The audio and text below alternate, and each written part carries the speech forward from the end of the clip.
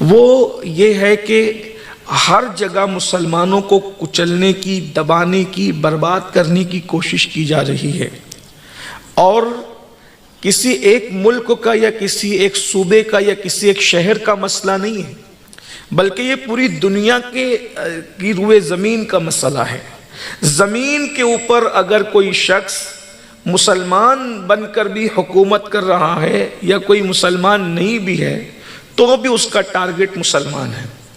وجہ کیا ہے اس کی؟ ایک وقت وہ تھا کہ ہم جیتے تھے شان سے، ہماری زندگی بڑی شان و شوکت کے ساتھ گزرا کرتی تھی۔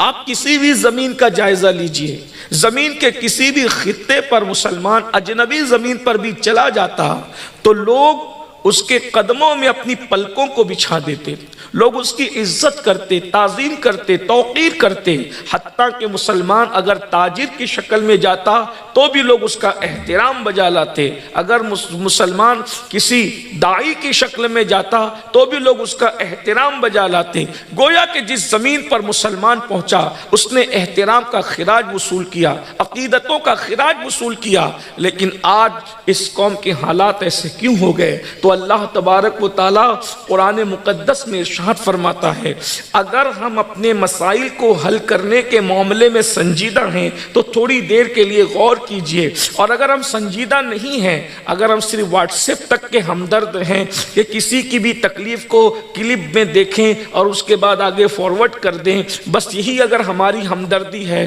اور ہم مسائل کا حل نہیں چاہتے، تو یاد رکھیے، بڑی معذرت کے ساتھ بد دعا کے طور پہ نہیں کہہ رہا ہوں، حقیقت کے اظہار کے لیے کہہ رہا ہوں، اس وقت پوری دنیا میں مسلم امہ جو حالات کو دیکھ رہی ہے اس سے بدترین حالات ہوں گے، اور تمہاری داستان حل کرنا ہے، اپنے مسائل کا حل چاہتے ہو تو قرآن مقدس اور حدیث کی طرف رجوع لاؤ۔